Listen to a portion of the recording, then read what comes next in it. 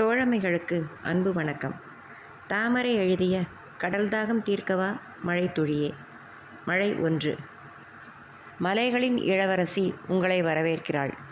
மஞ்சள் நிற பலகையை உற்சாகத்துடன் பார்த்தவளின் உடலில் 12 மணி நேர பயணச்சோர்வையும் மீறிய புத்துணர்ச்சி. பேருந்தின் கண்ணாடியால் தடுக்கப்பட்டதையும் மீறி தெரிந்த மலை இளவரசின் அழகை ரசித்தவாறு வந்து கொண்டிருந்தவளிற்கு அதற்கு மேல் இருப்பு கொள்ளவில்லை. வேக வேகமாக தனது உடைமைகளை எடுக்கத் தொடங்கியதைக் கண்ட அருகில் இருந்த பெண்மணி, டவுனுக்குள்ளே மொல்லமாகத்தான் போகும் பாப்பா, உட்காரு எனவும், என்னது பாப்பாவா என்று திரும்பி பார்த்தவள், என்னை பார்த்தா பாப்பா போலவா இருக்கு என்று அதிர்ச்சியானவளாய் ஒரு முறை தன்னை குனிந்து பார்த்து கொண்டாள். ரிசர்ச் ஸ்காலராக தெரிய வேண்டும் என்று பார்த்து அணிந்த jeans pant, t-shirt, denim coat, உயரம் அதிகமாக காட்டும் என்று பயணத்திற்கும் தோதாதன டாப் நாட் கொண்டை, கெத்தாக பெரிய கூலஸ் ஏதும் இந்த 5 அடி 2 அங்குல சின்ன உருவத்திற்கு கம்பீரம் கூட்டவில்லையோ என்று கடுப்பானவளாய் முகம் சுருங்க கைப்பிடி கம்பியை பிடித்தவாறு தடால் என்று அமர்ந்தவளின் உதடுகள் ஆற்றாமையில் லேசாக பிதுங்கின. அக்கா, நான் பாப்பா இல்லை, காலேஜ் முடிச்சிட்டேன் என்று தலையை உதற கொண்டை கூந்தல் அவிழ்ந்து தோள்வரை பரவி சுழன்று அடித்த குடுகுடு மலைக்காற்றில் கலைந்து கருப்பு பஞ்சு மிட்டாய் போல தோற்றமளிக்க டார்லிங் பேய் போல ஆன அவளையே பார்த்து கொண்டிருந்த பெண்மணிக்கு முறுவல் தோன்றியதை மறைத்து திரும்பிக் கொண்டார். நீ என்ன செய்து என்ன? இந்த குரங்கு சேட்டைகளும் நொடிக்கு ஒரு முறை மாறும் முகபாவனைகளும் தான் உன்னை பாப்பாவாக எண்ண வைக்கின்றன என்று யார் அவளிடம் சொல்வது? தலையில் தட்டி சொல்லக்கூடியவன் அவளை அழைத்து செல்ல அவதையாய் வந்து கொண்டிருக்கிறான்.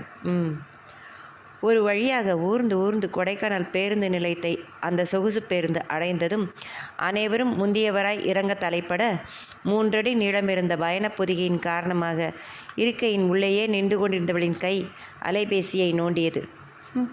அவளின் அழைப்புகள் செல்லும் அறிகுறியே இல்லாததோடு நீங்கள் அழைக்கும் எண்ணானது தொடர்பு எல்லைக்கு அப்பால் உள்ளதாக்கும் என்ற தோணியில் பதிவு குரல் வர, தொடர்பு எல்லைக்கு அப்பாலா? எங்கே போய் தொலைஞ்ச சாத்தானே என்று கடுப்பானவளின் கண்கள் அவனிடம் இருந்து வாட்ஸ்அப் குறுந்தகவல் ஏதும் வந்திருக்கிறதா என தேட, இல்லை. சத்தமின்றி நெடுமூச்சினை வெளியேற்றியவள் அவளின் உயரத்தில் பாதி இருந்த பயணப்பொதியை பற்றியவாறு மெதுவாக இறங்கினாள். இறங்கியவளின் மீன் விழிகள் இடமும் வலமுமாய் அலைந்ததும் உற்று நோக்கியும் அவள் தேடிய உருவம் புலப்படவில்லை. அடே வீவி மங்கூஸ் மண்டையா, உன் வேலையை காட்டிட்டல்ல, உன்னை பார்த்ததும் வெறித்தனமாக தாவி அடிக்கிறேன் பாருடா என்று முணுமுணுத்தவாறு நடந்தாள். புதிதாக வந்து இறங்கியவளை சுற்றி வளைத்து அவளுக்கு கொடைக்கானலின் அருமை பெருமைகளை தெரிய வைத்தே ஆக வேண்டும் என்று கங்கணம் கட்டிக்கொண்டு இடங்களின் பெயர்களை வரிசையாய் மாறாமல் ஒப்பித்து உள்ளூர் வழிகாட்டிகளை தவிர்க்க எண்ணியவளாய், இல்லைண்ணா, நான் சுற்றி பார்க்க வரல, ஆளை விடுங்க என்று வேகமாக கடந்தவள் வாடகைக்கார் போல் தெரிந்த ஒரு வாகனத்தின் அருகில் சென்று நின்று கொண்டாள். தனது ப்ரொஃபஸர் கிருஷ்ணமூர்த்தியின் மெயிலில் இருந்த பேரை நினைவிற்கு கொண்டு வந்தவளாய், தொண்டைமான் எஸ்டேட் போகணும் அண்ணா என உள்ளூர் வாசியான் அவர் ஏற இறங்க பார்த்து, தொண்டைமான் எஸ்டேட்டா? ஏக்கர் கணக்கிற எஸ்டேட்டில் எங்கனை இறக்கி விட சொல்கிற பாப்பா என, மறுபடியும் பாப்பாவா என ஜெர்க்கானவள், அட அவங்க ஆஃபீஸில் இறக்கி விடுங்கண்ணா என படபடக்க கீழ்நோக்கு பார்வையை பார்த்தவர், 6 ஆஃபீஸ் இருக்குது, எங்கனை போய் இறங்கணும் என மீண்டும் சோபலாய் கேட்டார். ஐயோ தெரியாதே. நாக்கை கடித்து கொண்டவள் திருவென விழித்து ஏதேனும் உளறி ஊருக்கு புதுசு என காட்டிக்கொள்ளக்கூடாது என்று எண்ணியவளாய், கண்ட்ரோல் மது கண்ட்ரோல், கெத்து விடாத என்று சொல்லிக்கொண்டு சமாளிப்பாய், அந்த கேஸ் ரிசர்ச் சென்டர் ஆஃபீஸ் அதுதான் மெயினு என்க. எல்லாம் தெரிந்த கனகாம்பரமாய் சமாளிக்க முயல கண்கள் சுருங்க பார்த்தார் அவர். அப்போது SMS வந்ததன் அறிகுறியாக அவளின் மொபைல் அதிர்ந்தது. வேகமாக எடுத்து பார்த்தவள் இன்னும் கடுப்பானாள். லேக் அருகில் இருக்கும் சாகர் இன்டர்நேஷனல் டைனிங்கில் சாப்பிட்டவாறு இருந்தால் இன்னும் அங்கே அரை மணியில் வந்துவிடுவதாக தகவல் சொல்ல எரிச்சல் அறைந்தவளாய், போடா டேய் விவி என்று பதில் அனுப்பிவிட்டு, அண்ணா லேக் எப்படி போகணும் என மீண்டும் அவரின் உதவியை நாட, மூன்றாய் பிரிந்த சாலையின் ஒரு கிளையினை கை காட்டியவர், 10 நிமிஷம் நடந்தால் லேக் தான், ஆனால் நீட்ட பைய வச்சுக்கிட்டு எப்படி போவ பாப்பா என்று இழுக்கவும், சாலையை ஒரு பார்வை பார்த்தவள் தனது பயணப்பொதியின் கைப்பிடையை தளரச் செய்து தோளில் மாட்டிச் செல்லும் நிலை மாற்றி தூக்கி மூட்டை போல முதுகில் போட்டவள் கெத்தாய் தலை உயர்த்தி நடக்கலானாள்.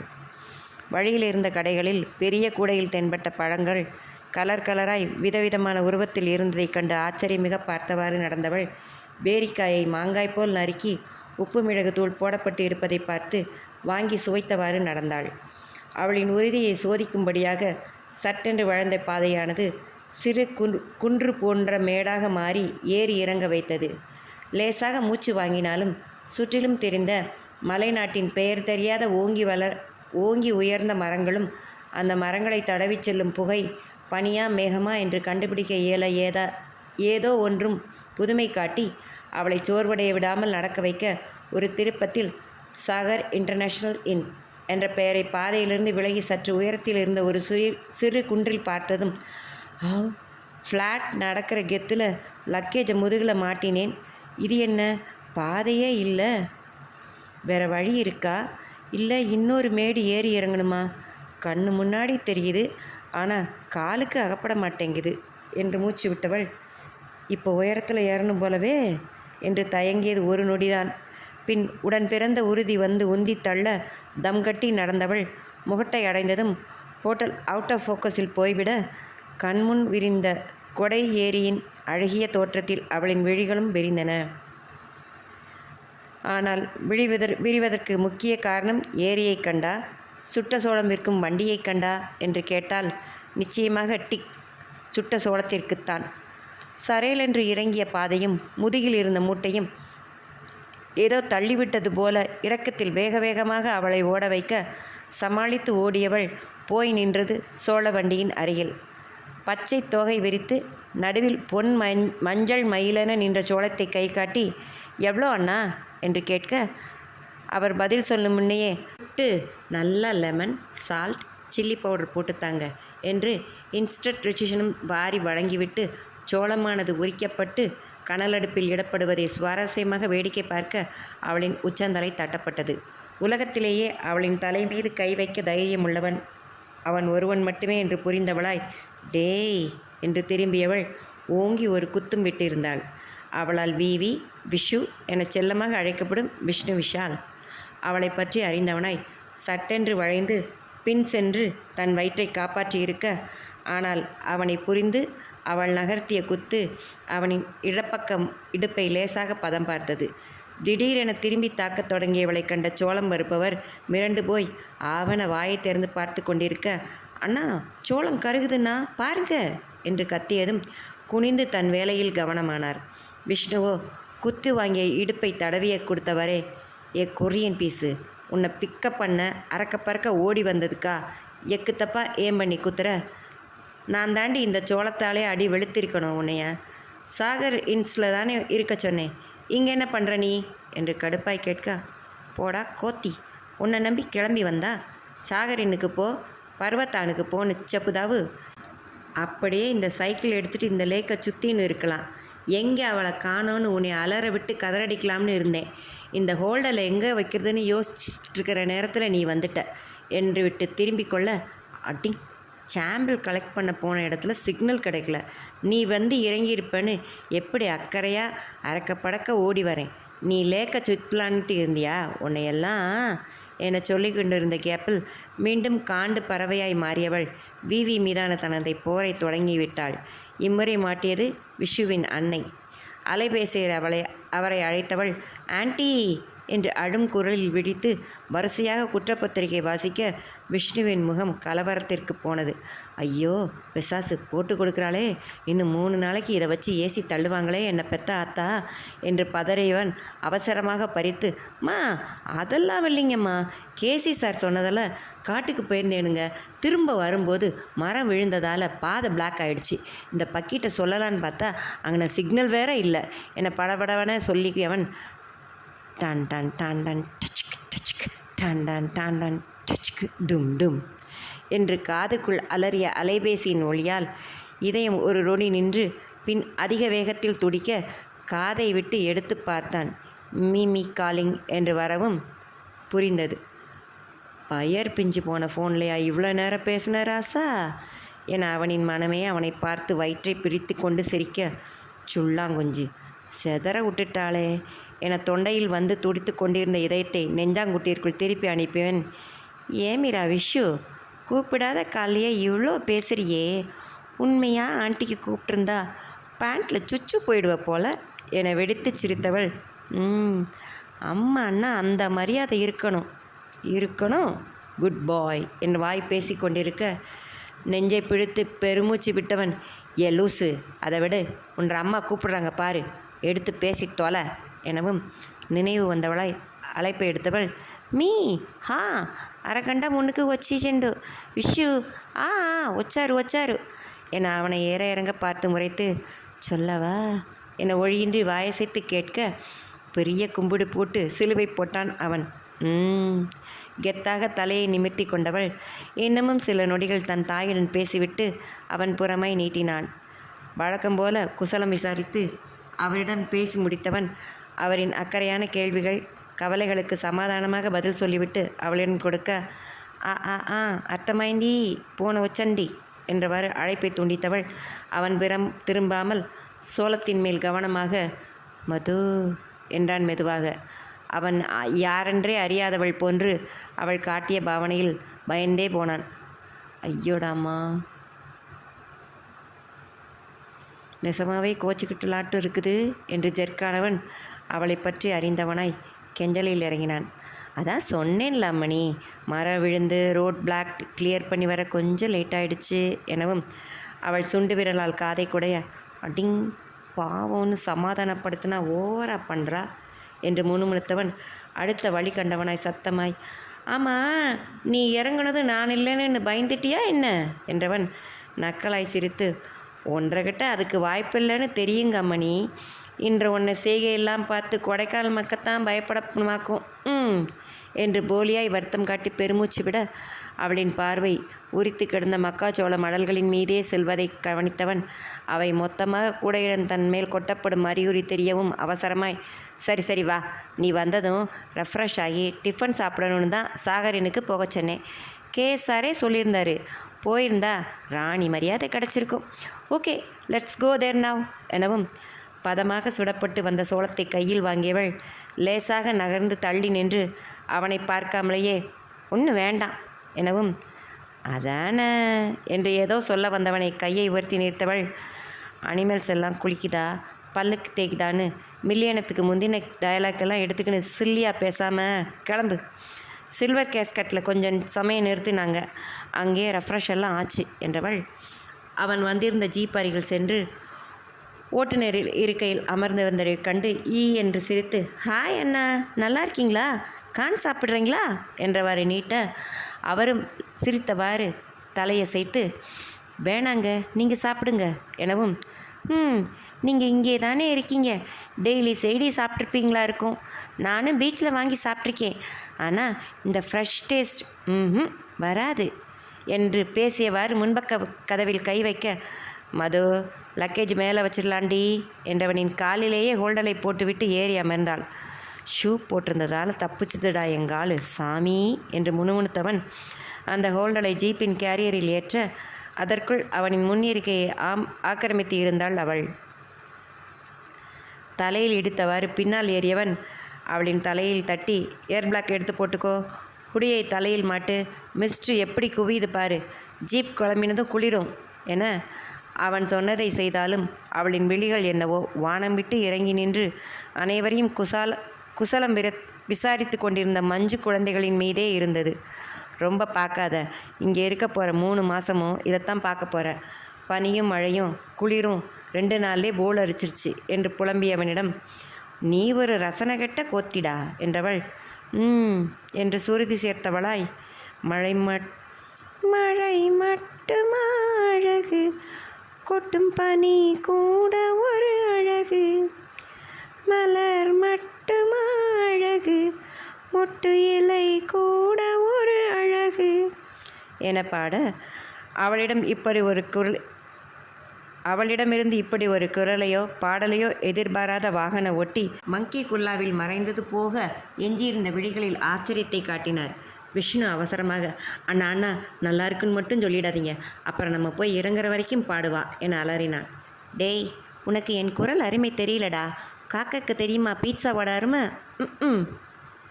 எனவும், இன்னும் 55 மினிட்ஸ் இந்த பணியை மட்டும்தான் பார்க்க போகிற, நல்லா ஒத்துப்பாரு என்று விட்டு சீட்டில் சாய்ந்து அமர்ந்து கொண்டான்.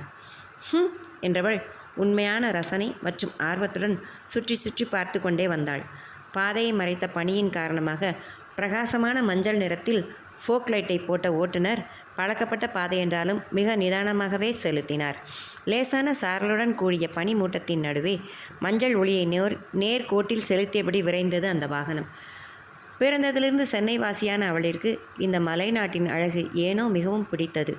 குளிர்ந்த சூழலும் பனியும் கரும் பச்சை தாவரங்களால் பொருத்தப்பட்ட இருந்த சரிவுகளும் முகடுகளும் நேர்கோட்டில் இல்லாத வளைந்த சாலைகளும் ஆங்காங்கே தென்பட்ட வீடுகளும் சிறிய வீடாக இருந்தால் கூட முன்புறம் மலர்கள் கொண்ட செடிகளை அலங்காரமாய் நிறுத்தியிருந்த மக்களின் ரசனை, கிராமமும் நகரமும் கலந்த நாகரிகமாய் தெரிந்த அவ்வூரின் அமைப்பு அவளை மிகவும் கவர்ந்தது. கோவையைச் சேர்ந்தவனான விஷ்ணுவிற்கு விடுமுறைகளில் யாராவது உறவினர் வந்து ஊட்டிக்கு தள்ளி கொண்டு சென்று விடுவர். மலையரசின் அழகை கண்டிருந்த கண்களுக்கு இந்த இளவரசியின் அழகு கவரவில்லையோ, கையில் இருந்த ஃபோனை நோண்டத் தொடங்கினான். இவளுக்கோ அத்தனையும் தன் விழிகளில், மனதில், நினைவுகளில் நிறைப்பிக் கொள்ளும் ஆவல். அலைபேசியில் வீடியோவும் படங்களுமாக எடுத்து தள்ளினாள். ஆஃப் சீசன் என்று சொல்லப்படும் செப்டம்பர் மாதம் ஆனதால் ஆங்கெங்கே பெயர் தெரியா பூக்கள் அவளை தலையசைத்து வரவேற்று குதூகலிக்க வைத்தன. 40 நிமிட பயண தூரம் கடந்து தொண்டைமான் எஸ்டேட்ஸ் எனும் பேர் பலகையை தாண்டி நுழைந்த வாகனம் மேலும் 10 நிமிடங்கள் பயணித்து ஒரு சிறிய வீட்டின் முன் நின்றது. விஷ்ணு, எல்லாரும் லேபுக்கு போயிட்டாங்க, இதான் நீ தங்க போகிற ரூம், நீ ரெஸ்டடு என்றவாறு நகரத் தொடங்கியவனை நிறுத்தியவள், நீ எங்க லேபுக்கு கேசி சார் கிட்ட தானே போகிற, நானும் வரேன், 10 நிமிஷம் என்றவள் அவன் மறுக்கு முன் உள்ளே ஓடினாள். சொன்னது போலவே 10 நிமிடங்களில் தயாராக வெளியே வந்தாள். ரிசர்ச் சென்டர் என்ற எந்த அருகிலும் இல்லாமல் இருந்த ஒரு 3 அடுக்கு கட்டிடத்தின் உள்ளே விஷ்ணுவுடன் நுழைந்தவள் சர்வதேச தரத்தில் இருந்த அதன் உள்கட்டமைப்பு கண்டு ஆச்சரியமடைந்தாள்.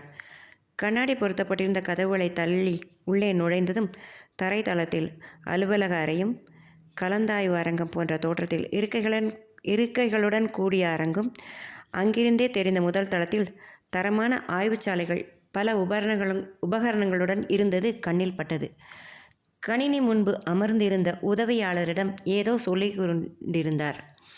இவர்களின் அபிமானத்திற்குரிய பேராசிரியர் கிருஷ்ணச்சந்தர் 30களின் முதலில் இருந்தாலும் ஆளுமை, அழகு மற்றும் அறிவின் பொலிவுடன் இருப்பவர் என்பதால் அவர் மீது க்ரஷ் என சொல்லப்படும் மயக்கம் கலந்த அபரிமிதமான அன்பு மாணவர்களில் இரு பலருக்கும் உண்டு. அதில் முக்கியமானவர்கள் மதுவர்ஷினியும் விஷ்ணு விஷாலும். எனவேதான் அவரின் ஆய்வில் அப்பர்சன்ட்களாக பணிபுரிய தமது ப்ரொஃபைலுக்கு பலம் கூட்ட இங்கே ஆவலுடன் வந்திருந்தனர். ஏதோ சொல்லிக்கொண்டு இருந்தவர் கீழே அசைவு உணர்ந்து பார்த்து ஹாய் என்பது போல் கையசைத்துவிட்டு 1 மினிட் என்றவர் இன்னும் ஏதேதோ ஆணைகளை பிறப்பித்துவிட்டு வேகமாக இறங்கி அவர்களின் அருகில் வந்தார். அவளின் பயண நலன்கள் விசாரித்தவரிடம் பேசி கொண்டு இருக்கையில் விசித்திரமான இசையுடன் கூடிய ஹாரன் ஒலியுடன் வாகனம் வந்து நிற்கும் ஒலி கேட்டு அனைவரும் திரும்பி பார்க்க முன்பகுதியில் அழகான சிற்றுந்து போலவும் பின்பகுதி திறந்திருந்த நிலையிலிருந்த மலைப்பகுதி வாகனமான ஜீப் போன்றும் வெளிநாட்டிலிருந்து இறக்குமதி போல தோற்றமளித்த கருப்பாய் கவர்ந்த வாகனத்தில் Isuzu D Max V Cross வெள்ளி நிற எக்ஸ்போஸ்ட் எழுத்துக்கள் மின்னின. அதன் ஓட்டுநர் இருக்கையிலிருந்து இறங்கினான் ஒருவன்.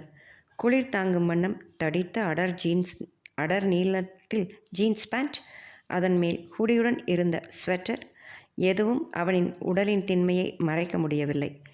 கருப்புக்கு முந்திய சாக்லேட் நிறம், ஆழ்ந்து அகன்ற கண்கள், மேலேறிய நெற்றி, கருத்து அடர்ந்த சிகை, 6 அடிக்கும் சற்று கூடிய உயரம், சிரிக்கவே தெரியாதோ என்னை எண்ண வைக்கும் கடின இதழ்கள். புதிதாய் நின்றவளை அளவிடும் பார்வையானது ஒரு நொடிக்கும் குறைவே நிலைத்து கிருஷ்ணச்சந்தரை அடைந்தது. முகமன் சொல்வது போல சிரித்த கேசி, கேஸ், திஸ் இஸ் மதுவர்ஷினி. போன வருஷம் வர என் ஸ்டூடெண்ட். எம்டெக் முடிச்சுட்டு டெல்லி யூனிவர்சிட்டியில் டாக்டரேட் அப்ளை பண்ணியிருக்கா.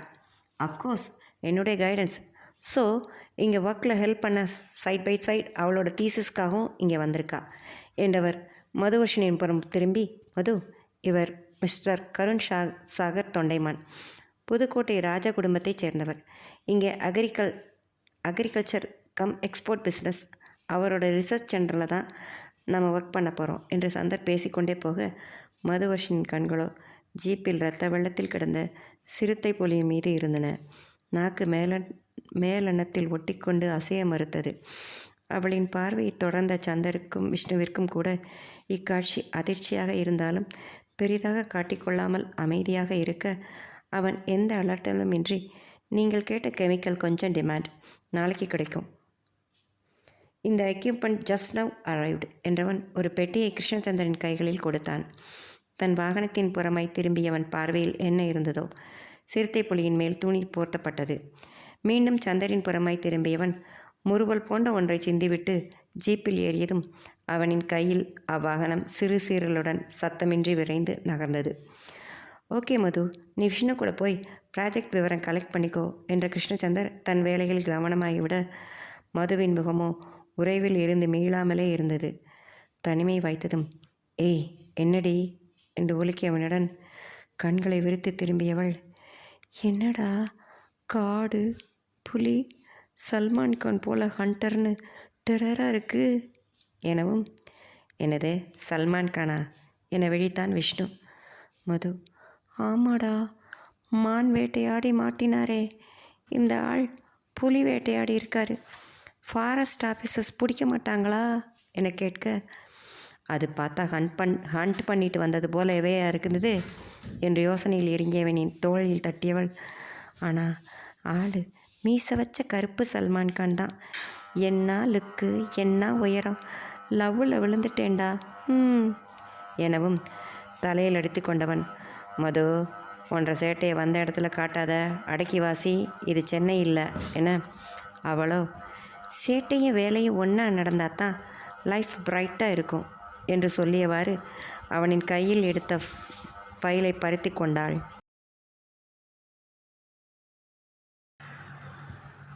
மழை 2. விஷ்ணுவின் கையிலிருந்து பறித்த ப்ராஜெக்ட் ஃபைலின் முதல் பக்கத்தின் சாப்டர்களை படித்தவளின் கண்கள் விரிந்தும் சுருங்கியும் வியந்த பாவம் காட்ட, புருவங்களோ உயர்ந்து உதடுகள் கீழ்நோக்கி வளைந்து சென்று அட என்பது போல் பாவனை காட்ட கடுப்பானான் விஷ்ணு விஷால். ஏண்டி அவார்டா கொடுக்குறாங்க, இப்படி நடிச்சுக்கிட்டு இருக்கிற? மாஞ்சு 5 வருஷம் படித்தது தானே, ஏதோ புதுசாக பார்க்குற மாதிரி அதிர்ச்சியாகிற? அதுவும் அந்த டிக்கை கவுத்தி போட்டது போல் ஷேப் பண்ண ஐப்ரோஸ் வச்சு கேப்டன் போல் நெளிச்சு ஏண்டி டார்ச்சர் பண்ணுற எனவும், அவனை சிறிதும் மதிக்காதவளாய் தன் சிலாகிப்பை தொடர்ந்தவள், சந்தர்டா, கிங்குடா எனவும் நறுக்கென்று கிள்ளியவன், நம்ம ப்ரொஃபஸர் டி, மரியாதை கொடு என்றான் சுற்றுமுற்றும் பார்த்தவாறு. அதெல்லாம் லவ்வில் பெயர் சொல்கிறது சகஜண்டா என அலட்டாமல் சொல்ல, என்றவாறு முறைத்தவன், ஆமாம், நீ எத்தனை பேரை லவ் பண்ணுற? பார்க்குறவனெல்லாம் லவ்வுன்னா கேட்குறவனெல்லாம் காரி துப்புவான் என ஃபைலால் அவனின் மார்பில் தட்டியவள், I love this world, I love this computer, I love this Haseena என அவர்களின் அருகில் வந்த பெண்ணையும் தட்ட, அப்படியே பேக் அடித்து பின்னால் போன அந்த ஹசீனா கண்கள் விரிய கலவர முகம் காட்டி, அவளா நீ? நான் அவள் இல்லை, நோ என சொன்னவள் நடிப்பை கைவிட்டு பக்கென்று சிரித்தாள். கண்ணில் அன்புடன் மதுவை நெருங்கியவள், எப்படி வந்த, எப்படி இருக்க என்றவாறு முன்னே வந்து கட்டிக்கொள்ள, ஐ எம் குட், இந்த கோத்தி இப்போ தான் கூட்டிகிட்டு வந்தான், இல்லாட்டி நீ முழிச்சதே என் முகமாக தான் இருந்திருக்கும் என. ஆமாம், இந்த நரிமுகத்தில் முழிச்சிருந்தா உனக்கு நாள் ரொம்ப நல்லா இருந்திருக்கும் ஹசீனா, நான் காப்பாற்றியிருக்கேன் உன்னைய நரி புடுங்கல்லேருந்து என்றான் நமட்டு சிரிப்புடன் விஷ்ணு. நரி காதுரா, பரி, பரியன்டி, ஏஞ்சல், தேவதை என்று கெத்தாக மது தலை சாய்க்கவும் கீழ்கண்ணால் ஏற இறங்க பார்த்தவன் வெடித்து வெளிவர துடித்த சிரிப்பை அடக்கி, டைம் ஆச்சுடி, செல்ஃப் ப்ரொமோட் பண்ணாமல் ஃபஸ்ட்டு ஃபேஸ் லேபுக்கு போ, எனக்கு சார் வேறு வேலை கொடுத்துருக்காரு. ஹசீனாவும் பூமியும் அங்கே தான் இருக்காங்க. நீ பிபிஇ பர்சனல் ப்ரொடக்டிவ் எக்யூப்மெண்ட் போட்டுட்டு போ என்றவன் நகர முற்பட அவனின் இடுப்பு சட்டை கொத்தாக பற்றப்பட்டது. முகம் முழுவதும் உச்சக்கட்ட அதிர்வை காட்டிய மது, பூமி, யூ மீன் பூமிநாதன்? ஐ, இக்கட அவன் ஏமி, சி, அவன் என்ன பண்ணுறான் இங்கே, எப்படி வந்தான் எனவும், கிளாஸில் லாஸ்ட் மார்க் வாங்கின நீயே இங்கே இருந்து இருக்கும்போது ஃபஸ்ட் மார்க் வாங்கின அவன் வந்து இருக்க மாட்டானா? அவனெல்லாம் எனக்கு முன்னாடியே வந்து இறங்கிட்டானாட்டம். ப்ரொஃபஸர் நம்ம பேட்சில் 7 பேரை கூப்பிட்ருக்கார். அவன் நேம் தான் லிஸ்ட்டில் ஃபஸ்ட்டு என ஐயடா என்றவர் தலையில் கை வைத்து கொண்டாள் மதுவர்ஷினி.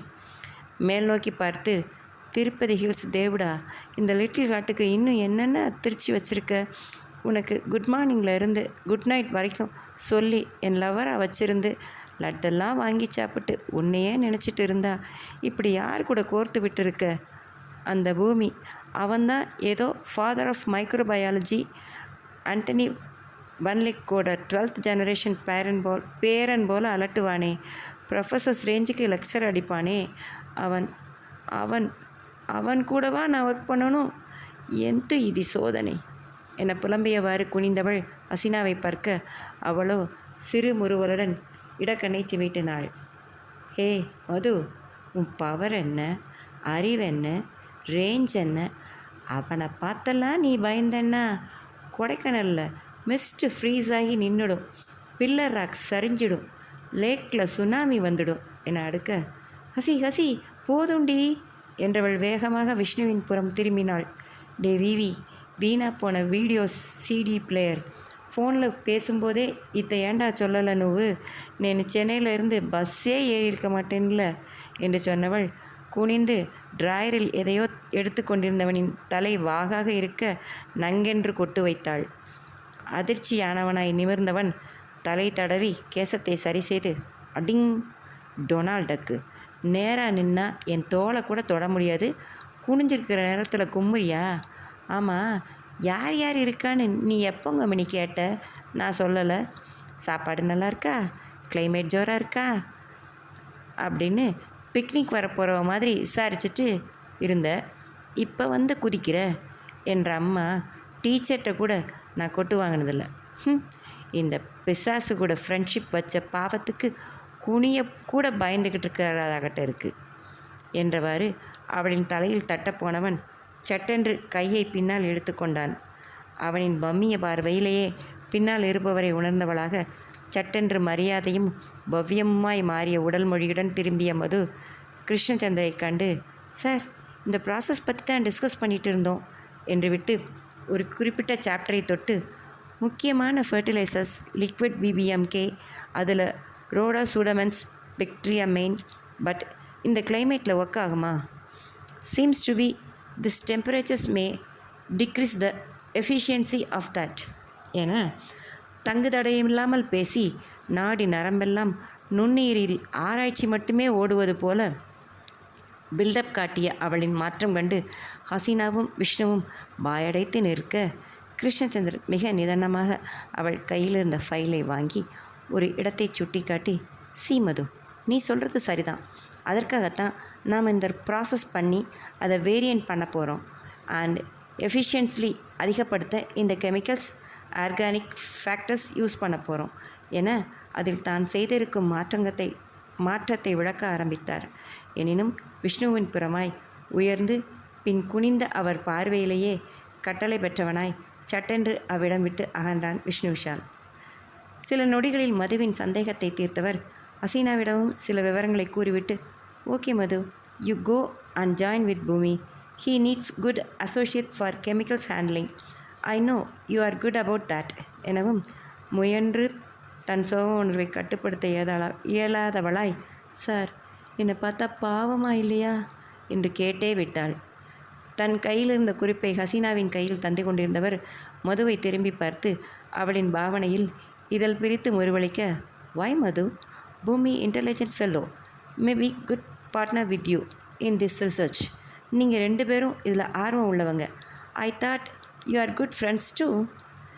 எனி காம்ப்ளிகன்சி நீ தாராளமாக சொல்லு, எனக்கு அவனை தெரியும். You can manage and I need your presence in that process என தன்மையாய் சொல்லவும் மறுக்க இயலாதவளாய் தலையசைத்தாள் மதுவர்ஷினி. ஓகே மது,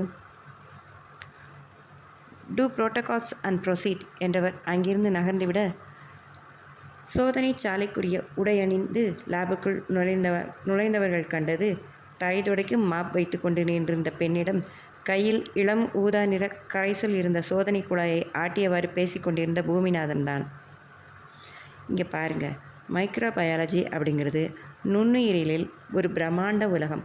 நம்ம உலகத்தையே தன் கட்டுப்பாட்டில் வச்சிருக்கிறது அமெரிக்காவோ சைனாவோ இல்லை, இந்த நுண்ணுயிரிகள் தான். நீங்கள் புரைக்கு ஊற்றின பால் தயிராக மாறுறது, இட்லிக்கு ஆட்டி வச்ச மாவு பொங்குறது எல்லாம் மைக்ரோபயாலஜிக்கல் ஆர்கானிசம் தானே தான் என்று பேசிக்கொண்டிருக்க வெள்ளையாக இருந்த தண்ணி தரையில் கொட்டினவிட ஊதா கலராக மாறினது எப்படின்னு வாய் தவறி கேட்டுட்டேன். அது ஒரு குத்தமுன்னு எங்கள் 6ஆம் கிளாஸ் வாத்தியார் மாதிரியே பாடம் எடுக்கானே.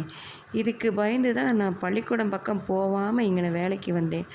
வந்த இடத்துல என்னை நொந்து போன பார்வையுடன் தரையையும் அவனையும் மாறி மாறி பார்த்து கொண்டிருந்த மீனாவை கண்டு நடந்ததை ஊகித்து அறிந்த ஹசீனா, மீனாக்கா, உங்களை ராம் செகண்ட் ஃபேஸ் லேபுக்கு வர சொன்னார் என்று சொன்னதும், தெய்வமே தெய்வமே சிவாஜி பார்வையுடன் ஹசீனாவை பார்த்துவிட்டு ஓடினார் மீனாக்கா. அவ என்ற பாவனையுடன் நிமிர்ந்த பூமி மதுவை பார்த்ததும் முகம் வெளிச்சமுற, hey Madhu, you here? Many days I miss you lot ya எனவும், நானும் ஸ்ரீவத்சு என்று மதுவினை கண்ட ஹசீனா, அடி பாவி என சிரிப்பை அடக்க பூமிநாதன், ஹே மது, என்னைய கொசவாக்கி பசப்புகள்னு கூட கூப்பிடு, ஸ்ரீவத்சுன்னு கூப்பிடாதன்னு எவ்வளோ டைம் சொல்லியிருக்கேன் என்றவாறு தன் ஃப்ரேம்லெஸ் ஸ்டைல் ஸ்பெக்டக்லஸை ஏற்றிவிட்டான். கொச பசன்னு இலியானா திட்டின பேர் உனக்கு எதுக்கு டார்லிங்? ஆன்ட்டி ஃபிலிமில் ஸ்ரீவத்சு சூப்பர் கேரக்டர், நல்லா யோசிச்சு பாரு. అది కథలో அவனு வின்னர் தான். அண்ட் அவன் டிப்பிக்கல் இண்டியன் பிரைனி பாய். எனக்கு அவனை பிடிக்கும், அதான் ஆசையாக அந்த பேர் வச்சு கூப்பிட்டேன். நூவு இப்படி சொல்லிட்ட என சோகமாக முகத்தை வைக்கவும் முகம் விகாசிக்க பூமிநாதன், அப்போ ஓகே மது, நீ தான் எனக்கு டீம்மேட்னு சொன்னதும் நான் எவ்வளோ ஹாப்பியானேன்னு தெரியுமா?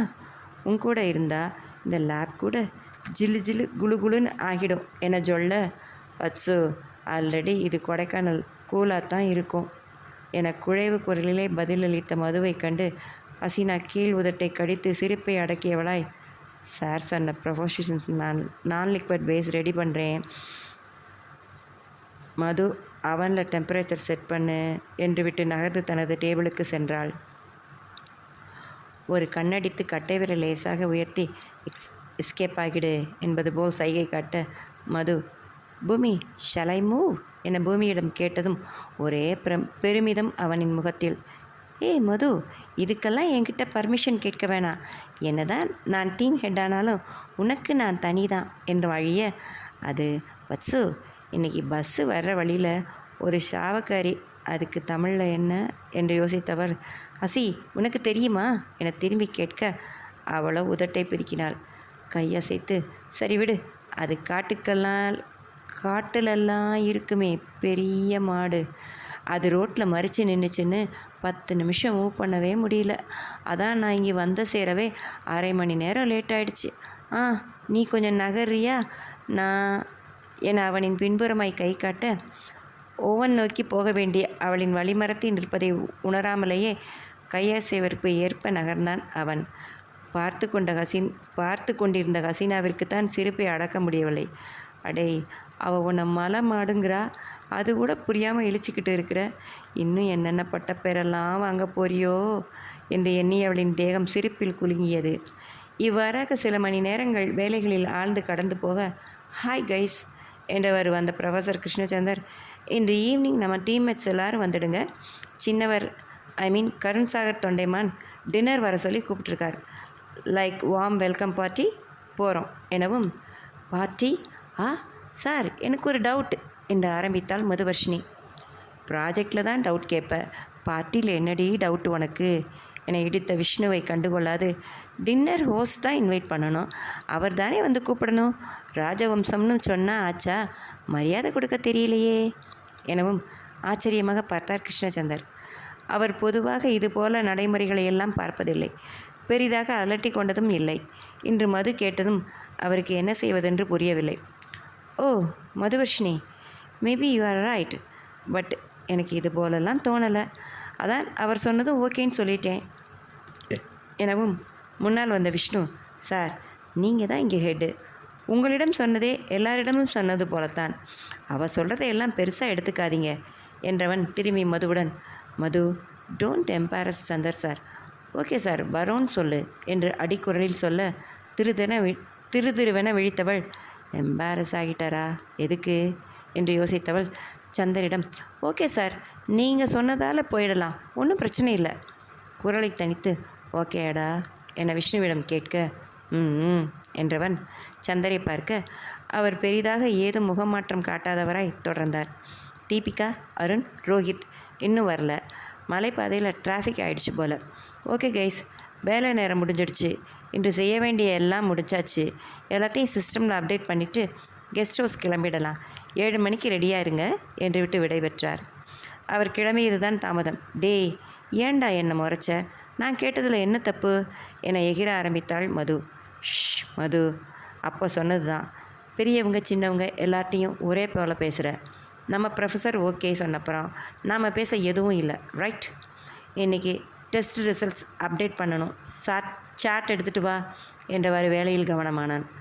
அவர்கள் கெஸ்ட் ஹவுஸ் அடைந்த சிறிது நேரத்தில் சந்தர் சொல்லியவாறு குழு தோழர்களும் வந்துவிட, பல மாதங்கள் கழிந்த பிறகான சந்திப்பில் குதூகலம், நலம் விசாரிப்பு, எதிர்கால திட்டம் என்பது போன்ற பேச்சுக்களில் பொழுது சுவாரஸ்யமாய் கழிய, விருந்துக்கு அழைத்துச் செல்லவென வண்டிகள் வந்து நின்றதும், இரவு தானே விருந்து, இப்போது 6 மணி தானே ஆகிறது என்ற கடிகாரத்தை பார்க்க, அழைத்து செல்ல வந்தவரோ குளிரின் காரணமாக 8 மணிக்குள் ஊரே அடங்கிவிடும், எனவே 7 மணிக்கெல்லாம் விருந்து ஏற்பாடு செய்யப்பட்டிருப்பதாக சொல்லவும் விரைந்து கிளம்பினர்.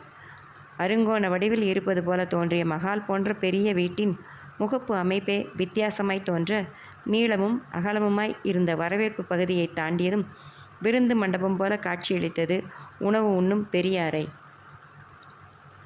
பொன் மஞ்சளாய் பிரகாசித்து ஒளியில் கருஞ்சிவப்பில் நீள்வட்டமாய் மேஜை, 10 பேர் அமர்ந்து உண்ணுவது போன்ற அளவில் பளபளத்தது.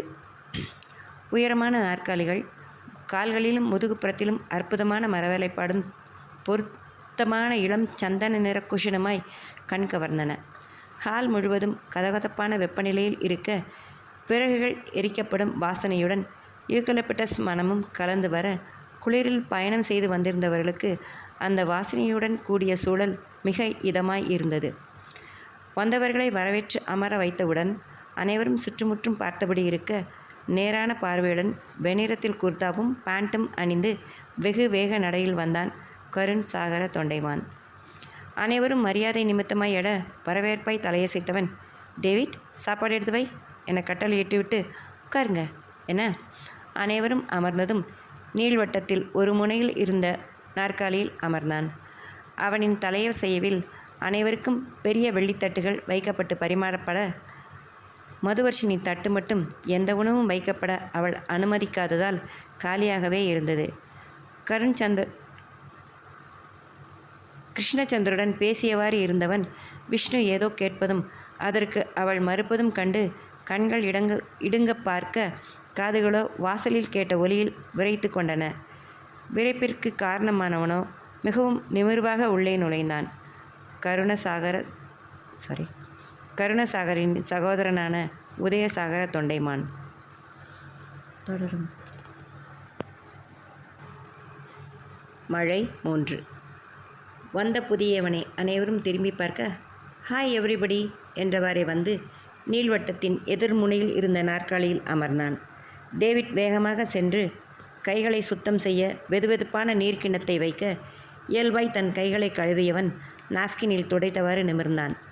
வெல், நீங்கள் எஸ்டேட் அக்ரி டெவலப்மெண்ட்காக வந்திருக்கும் research team of professor Krishnachandar right என்றவன் நேராக கிருஷ்ணச்சந்தரை பார்க்க, அனைவரும் கருண் சாகரை பார்த்தனர்.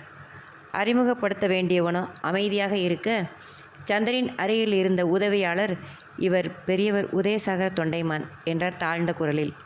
சுதாரித்த Krishnachandar, sir, yes, very nice to meet you.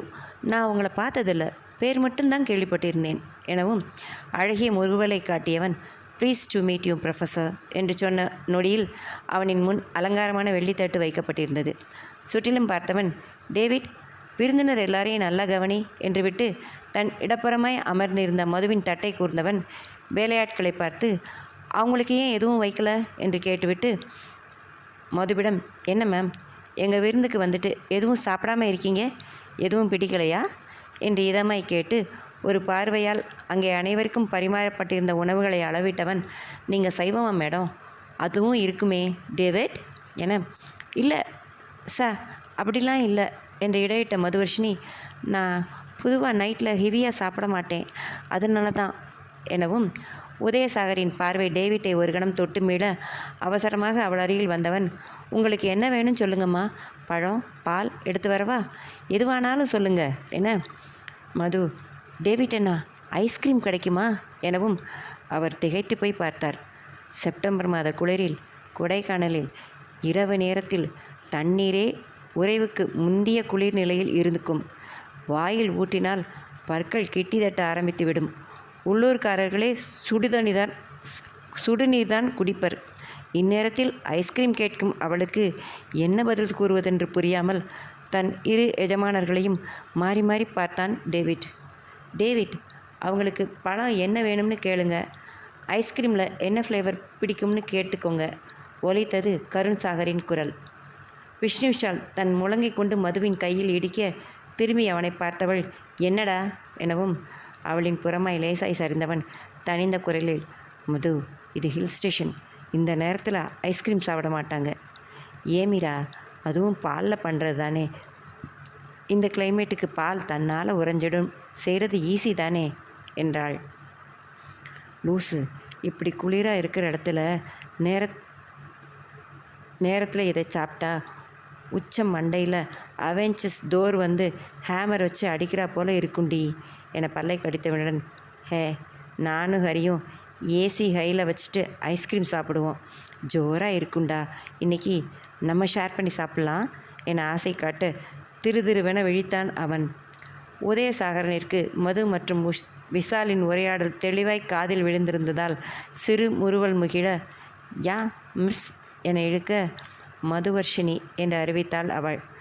உதயனின் சிறு முறுவலானது புன்னகையாய் படர உதவியாளர்கள் தட்டுக்கள் ஏந்தி வருவதை கை காட்டி, miss Madhuvarshini, apple, orange, banana கூட இருக்குது, நம்ம எஸ்டேட் ஆர்கானிக் ஃப்ரூட்ஸ், எல்லாம் export quality, plums, strawberry, litchi, orange and black raspberry எல்லாம் இருக்கும், என்ன வேணுமோ கேளுங்க என. மதுவோ, சார், நீங்கள் 2 பேரும் ஒரே வீட்டில் பிறந்த அண்ணன் தம்பியா என்று கேட்டதும் தண்ணீர் எடுக்க போன விஷ்ணு விஷாலுக்கு அதை குடிக்காமலே புறையேறிவிட இரும ஆரம்பித்தான். திரும்பி அவனை பார்த்தவர், அதான் கையில் வச்சிருக்கேல்ல, தண்ணியை குடிடா என்றவள் திரும்பி தன் கேள்விக்கான பதிலுக்காக உதயசாகரை பார்த்தாள். ஆமாம் மதுவர்ஷினி என்றான் அவன் முறுவலுடன். ஓன் பிரதரா, கசின்ஸ் லைக் பெரியப்பா புள்ள, சித்தப்பா புள்ள, அது போலவா என அடுத்த கேள்வியை எடுத்துவிட, ஓன் பிரதர் தான் என்றவன் பார்வை கருண் சாகர் மேல் நிலைத்தது. ஓ சூப்பர் என்றவள் தன் முன் வைக்கப்பட்ட பழங்களில் 2 ஸ்ட்ராபெரியை எடுக்க அவசரமாக அங்கே வந்த பெண் பணியாளர் ஃப்ரூட் சாலட் கிண்ணம் ஒன்றையும் அவள் முன் வைத்தார். தனக்கு வந்த சூப்பை குடித்தவாறே உதயசாகரன், ப்ரொஃபஸர் சார், உங்கள் டீமில் இருக்கிற மற்றவங்க பற்றி சொல்லலாமே எனவும், முள்கரண்டியை கிளிங் என சத்தம் எழ பழக்கலவை கிண்ணத்தில் போட்ட மதுவர்ஷினி, அதுதான் நானும் சொல்ல நினச்சேன், பார்ட்டினா சாப்பிட்றதா முக்கியம். இரு கைகளையும் முன்னும் பின்னும் பரதம் ஆடுவதைப் போல சுழற்றியவள் இன்ட்ரோ பண்ணிக்கிறது, அதாவது ஒருத்தர் தெரிய வச்சுக்கிறது, அறிமுகப்படுத்திக்கிறது என எடுத்து கொடுத்தான் விஷ்ணு விஷால். அறிமுகப்படுத்திக்கிறது, சாரி சார், நான் வீட்டில் பேசிக்கிறது தெலுங்கு, என்ன தான் பிறந்து வளர்ந்து படித்தது எல்லாம் சென்னைனாலும் சில நேரம் தமிழ் வார்த்தைகள் வாயில் சிக்காத டகில் பாஸ் ஆடிடும் எனவும் புரியாமல் இடது புருவத்தை கேள்வியாய் உயர்த்தினான் விதயசாகர்.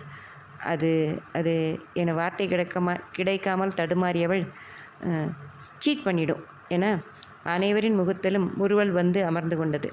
டகில் பாஸ் தெலுங்கா மதுவர்ஷினி என முறுவலுடன் கேட்டவனிடம், சேச்சே அது சென்னை பாஷை சார். எங்கள் ஏரியாவில் பசங்களோட பேசி அதெல்லாம் கலந்துடுச்சு எனவும், ஓ என்று தலையை பின் சரித்து சிரித்தான் அவன். நீங்கள் நல்லா சிரிக்கிறீங்க சார், சரியாகவும் பேசுகிறீங்க. கெட் டுகெதர்னா எல்லாரும் ஒருத்தரை ஒருத்தர் பரிச்சயம் பண்ணிக்கத்தானே வந்திருக்கோம், அதுவும் செய்வோம். Okay, let me introduce my self. நான் மதுவர்ஷினி ஃப்ரம் சென்னை, எம்டெக் மைக்ரோபயாலஜி. அப்புறம் இவன் விஷ்ணு விஷால் என்று அவனை நோக்கி திரும்பியவள் அவனின் முகத்தில் எதை கண்டாலோ ஜர்க்காகி நாக்கை சிறிது நீட்டே, அது எங்கள் ப்ரொஃபஸர் எல்லாரையும் இன்ட்ரோ பண்ணுறது தான் சரி இல்லையா என்றவள் கிருஷ்ணச்சந்திரை பார்க்க அவரோ முருவளித்தவாறு, நீயே சொல்லு மது, நோ ஃபார்மாலிட்டிஸ் எனவும், அப்போ சரி என்றவள், ஆனால் என் ஸ்டைலில் தான் சொல்லுவேன், ஓகேயா எனவும். தண்ணீரை மடமடவென்று குடித்த விஷ்ணு, இன்னும் கொஞ்ச நேரத்தில் எல்லாரையும் தண்ணி ஒடிக்க வைக்க போகிறா என நினைத்தவனாய் சாய்ந்து அமர்ந்தான். முதல்ல எங்கள் ப்ரொஃபஸர் ஏ கிருஷ்ணச்சந்தர், டாக்டரேட் இன் மைக்ரோபயாலஜி, ஸ்பெஷலைஸ்ட் இன் அக்ரிகல்ச்சரல் மைக்ரோபயாலஜி. விஷ்ணு, இது வரைக்கும் நல்லா தான் இருக்குது. 31 வயசு, மோஸ்ட் எலிஜிபிள் பேச்சுலர், முக்கியமாக டீடோட்டலர். அப்துல் கலாம் போல் தேசம், ஸ்டூடெண்ட்ஸ் இப்படியே யோசிக்கிறவர். ஆனால் சார், அவரை போல் கல்யாணம் பண்ணிக்காமல் இருந்துடாதீங்க, நிறைய கேர்ள்ஸ் மனம் உடஞ்சிடும் எனவும், போட்டுட்டா பிட்ட என எண்ணிய விஷு சிரிப்பை அடக்கி கொண்டான். மெலிதாய் சிரித்து தட்டை பார்ப்பது போல குனிந்து கொண்டார் சந்தர். விஷ்ணு, உனக்கு நாட்டாமல் கொடுத்ததுக்கு அவரை நல்லா வச்சு செஞ்சிட்டம்மா, சிங்கத்தை கவுந்து பார்க்க வச்சிட்டாளே என்று பார்த்து கொண்டிருந்தவன் அவள் திரும்பி பக்கத்தில் இருந்த விஷ்ணு விஷாலை பார்க்கவும், ஆகா அம்மணி லெஃப்ட் எடுத்துட்டா, ஸ்டடி விஷ்ணு ஸ்டடி. இவன் விஷ்ணு விஷால், நம்ம கேசி சார் ப்ரொஃபஸர், அட்மையர், லவ்வர், எப்படி வேணால் சொல்லலாம். எம்டெக் முடிச்சிட்டான், இனி ஆராய்ச்சி தான் தன் பேஷன் அண்ட் கேரியர்னு முடிவு பண்ணியிருக்கான் எனவும், விஷ்ணு ஹலோ என மெலிதாய் சொல்லி சிறு புன்னகை புரிந்தாலும், காட்டுப்பூனையை வீட்டு அக்வேரியம் கிட்ட, அதுவும் திறந்திருக்கிற அக்வேரியம் கிட்ட விட்டு தப்பு பண்ணிட்டீங்க கேசி சார், தப்பு பண்ணிட்டீங்க என்ற மைண்ட் வாய்ஸுடன் அவரை பார்க்க அவரோ புன்னகை மன்னனாய் அவளை பார்த்து கொண்டிருந்தார். கிழிஞ்சது என்று திரும்பி மதுவை பார்த்தான் அவன். மது அடுத்து அமர்ந்திருந்த பூமிநாதனை கை காட்டி, இவர் ஸ்ரீவத்சன் எனவும், மது என்று பதறி அவனின் குரலில் சுதாரித்தவள், பூமிநாதன் எங்கள் batch topper, university gold medalist. இதிலேயே தெரிஞ்சிடுச்சே, ரொம்ப ரொம்ப புத்திசாலி. என் ஸ்டைலில் சொல்கிறதுனா காலேஜ் லைப்ரரி, எங்கள் department book shelf, mobile phone போல் இவன் மொபைல் புக் ஷெல்ஃப் எனவும், என சிரித்தான் உதயசாகர். கண்களை விரித்த மது, சார் நீங்கள் சிரிக்கிறதுக்காக சொல்லலை, அப்படி ஒரு நாலேஜ், மூவிங் லைப்ரரி. லெக்சரர்ஸே ஏதாவது ரெஃபர் பண்ண அவன்கிட்ட தான் எந்த புக் எடுக்குன்னு ஐடியா கேட்பாங்க. புக்ஸ் எல்லாம் நிறையா படித்து பெரிய ஞானி அப்படி சொல்கிறான் என்றவள் பூமியை பார்த்து, உன்னை பற்றி பெருமையாக சொல்கிறேன் வசு எனவும், அப்புறம் ஏன் அவர் சிரித்தார் என்ற குழப்பத்துடன் இருந்தவன், ஹிஹி ஹலோ சார், மது எப்போவும் என்னை பற்றி ரொம்ப பெருசாக சொல்லுவாள். காலேஜில் என்னோடய ஃபேன் கேர்ள்னு எல்லாரும் சொல்கிற அளவுக்கு என்னை புகழ்ந்துக்கிட்டே இருப்பாள். நைஸ் டு மீட் யூ என்றான் மதுவுடன் தன் அக்மார்க் ரொமான்டிக் லுக்கை விட மிக பக்கத்தில் அமர்ந்திருந்த பாவத்திற்கு அப்பார்வை தாக்குதலுக்கு நேரடியாக ஆளான விஷ்ணு தலையை குலுக்கி, கவுண்டரையாவே தோத்தாரு போ என்று புலம்பிக் கொண்டவன் அதிர்வை குறைக்க கேசி கருண்சாகர் பக்கமாய் பார்வையை திருப்ப, கருண்சாகரின் எந்த உணர்வும் இல்லாத முகத்தில் கண்கள் மட்டும் கூர்மையாய் சுழன்று கொண்டிருந்தன. பேசுபவளை விட மற்றவர்களின் மீது அதிகமாக நிலைத்த பார்வை ஒரு நொடி கூட தன் தம்மையின் மீது வைக்கவில்லை என்பதை கவனித்தவன், மது உனக்கு புத்தி இருக்குடி, நீ கேட்டப்போ எனக்கு புரியல, இப்போ எனக்கும் தோணுதே, சப்ளிங் காய்ச்சல் தீவிரமாக தாக்கியிருக்கா, கருண் இந்த முறை முறைக்கிறாரு என்று எண்ணியவன் சுவாரஸ்யமாக உதயசாகரை பார்த்துவிட்டு சுற்றுப்புறத்தில் அனைவரின் பாவனைகளையும் அவதானிக்கலானான். மதுவோ தனது ஆங்கரிங் வேலையை செவ்வனே செய்பவளாய், இவ Haseena, agri microbiological, strong in chemistry, இதோ இந்த கூல்ட்ரிங்க்ட கூட carbonate H2O with caffeine and high protects as caramel tea colour அப்படின்னு சொல்லுவாள் எனவும், ஹசீனாக விழிகளை விரித்து, நான் எப்படி அப்படி சொன்னேன்? இவ படித்ததெல்லாம் சொல்லி என்னைய வச்சு காமெடி பண்ணுறாளே என்ன மிரண்டாலும், ஹலோ சார் என்று உதயனின் புறமாய் தலையசைத்துவிட்டு, போதுண்டி என்ற பார்வையை மதுவின் புறம் வீசினாள். சரி போ என்று தனது பார்வையை சுழல விட்டவள் நீள்வட்டத்தின் எதிர்ப்புறமாய் அமர்ந்தவர்களில் ஒருவனை காட்டி, இவன் அருண், மைக்ரோ ஆர்கானிசம்ஸ் பற்றி நிறைய ரிசர்ச் பண்ணுறவன். மியூடன்ட் மைக்ரோ ஆர்கானிசம்ஸ் பற்றி எனவும் புரியாத பாவனையுடன் உதயசாகரின் முகக்குறிப்பைக் கண்டு பூமிநாதனுக்குள் இருந்த வத்சு எகிரி குதித்து ஓடி வந்தான். அது ஒன்றும் இல்லை சார், நுண்ணுயிர்கள் எல்லாம் அடிக்கடி தன் உருவத்தை மாற்றிக்கிட்டே இருக்கும். அதைத்தான் மியூட்டன்ட் சொல்வோம். ஒரு நாள் இருக்கிற அதே கேரக்டரிட்டிஸ் அதான் குணத்தோட செயலோட அடுத்த சில நாட்களில் அதில் இருக்காது. Arun doing specialist in that எனவும், ஓ புரியுது மிஸ்டர் ஸ்ரீவத்சன் என உதயசாகர் சொல்ல, ஆராய்ச்சி குழுவைச் சேர்ந்த அனைவருக்கும் சிரிப்பு வர சபை நாகரிகம் தடுக்கவும் அடக்கி கொண்டனர். பூமி, சார் என் பேர் பூமிநாதன் சார் என்று விட்டு பரிதாப பார்வையை மதுவின் புறம் செலுத்தினான். எங்கே கொணர்ந்து எப்படி நிறுத்தி வச்சிருக்கா பாத்தியா? எங்கள் டேட் புண்ணியஸ்தானத்துக்கு எவ்வளவு செலவு பண்ணி நெல் எழுதி வச்ச பேரை ஒத்த சொல்லில் மாற்றி புட்டியே என்ற தொனி தெரிய, மது அவசரமாய், உதய் சார், ஸ்ரீவத்சு அது பூமியோட எக்ஸ்ட்ராடினரி அறிவாளித்தனத்தினால செல்லமாக அப்படி கூப்பிடுவோம். ஆனால் நீங்கள் அவனை பூமின்னே கூப்பிடுங்க, அதான் அவனுக்கு பிடிக்கும் என பெருந்தன்மையுடன் அனுமதி வழங்கினாள் அவள். ஓகே மிஸ்டர் பூமி, ப்ளீஸ் டோன்ட் மைண்ட். என்னவோ அந்த பேர் சட்னு வாயில் வந்துடுச்சு என்றவன் அடுத்து இருந்தவர்களை பார்க்க, அவ தீபிகா அண்ட் அருண் 2 பேரும் சாயில் மைக்ரோபயாலஜிக்கல் ஸ்பெஷலிஸ்ட். சாயில் என யோசிக்கவும் உதய், மண் தானே மது எனவும், ஆமாம் மண், அதை பற்றி சரியாக அனலைஸ் பண்ணி சொல்லுவாங்க. இவன் ரோஹித், இவன் மைக்ரோ ஆர்கானிக்ஸ் வச்சு ஹவு டு சேவ் கிராப்ஸ், அதுவும் பெஸ்ட் கண்ட்ரோல், அப்புறம் டிசீஸ் கண்ட்ரோல், இதெல்லாம் ரிசர்ச் பண்ணுறான்.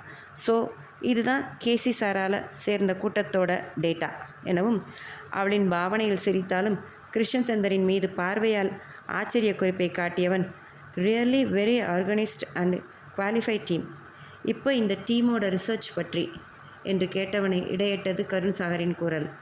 Dinner is getting cold. சாப்பிட்டாச்சுன்னா நியூ ரிலீஸ் ஃபிலிம் ஒரு காப்பி கொண்டு வர வச்சுருக்கேன். மினி டால்ஃபி சிஸ்டம் ஹோம் தியேட்டரில் அதை பார்க்கலாம் எனவும், வீட்டில் தியேட்டரில் படமா என்று அனைவரும் ஆச்சரியமாக ஒருவர் பார்க்க, விருப்பப்பட்டவங்க பார்க்கலாம், மற்றவங்க ஒரு ½ இருங்க, கெஸ்ட் ஹவுஸ் கொண்டு விட ஏற்பாடு பண்ணுறேன் எனவும், பெண்கள் அனைவரும் கிளம்புவதற்கு விருப்பப்பட கை கழுவுவதற்கு ஒருவர் பின் ஒருவராக எழுந்து சென்றனர். ஒன்றும் சாப்பிடாமல் எழுந்த மது ஹசீனாவுடன் நடக்க, தன்னை தாண்டிய விஷ்ணுவை அழைத்தான் கருண் சாகர். மதுவை பார்வையால் சுட்டி, விஷ்ணுஷா, அவங்களுக்கு நான்வெஜ் பார்த்துட்டு சாப்பிட கஷ்டமாக இருக்குது. டிராயிங் ரூம் பக்கத்தில் கார்டன் கூட்டி போங்க. அவங்க கேட்ட ஐஸ்கிரீம் வந்துடுச்சு. டின்னர் கூட சேர்ந்து சாப்பிட வைங்க என்று நிமிர்ந்தவன் தன் தமையனை நேராக ஒரு பார்வை பார்த்துவிட்டு, எல்லாரையும் தேட்டர் கூட்டிகிட்டு போ சகாயம், நாங்கள் 10 மினிட்ஸில் வந்துடுறோம் என்று விட்டு கிருஷ்ணச்சந்திரை பார்த்தவன் அறையில் இருந்த அறைக்குள் செல்ல பின்தொடர்ந்தான் உதயசாகரன். மதுவிற்கான உணவை எடுத்துக்கொண்டு சென்ற விஷ்ணு தோட்டத்தில் எரிந்து கொண்டிருந்த கேம்ப் ஃபயரை வேடிக்கை பார்த்தவாறு நண்பர்களுடன் பேசி கொண்டிருந்தவளின் அருகில் சென்று தட்டை நீட்டியவன் ஐஸ்கிரீம் கிண்ணத்தை உயர்த்தி காட்ட, பிரிந்த கண்கள் மின்ன அவனை பார்த்தவள், நண்பேண்டா நுவு என, அவ்வளோ சீன்லாம் வேணாம். ஆமாம், நான்வெஜ் பார்த்தா நீ சாப்பிட மாட்டேன்னு எனக்கு மட்டும்தான் தெரியும்னு நினச்சேன். கண்டுக்காதது போல் இருந்தாலும் அவர் நோட் பண்ணி சொல்லிட்டாரு. எழும்பி வா, அங்கே கார்டன் கூலரில் கிடக்கிற டேபிளில் உட்காந்து 1.5 அருமையான ஐஸ்கிரீமையும் சாப்பிடு.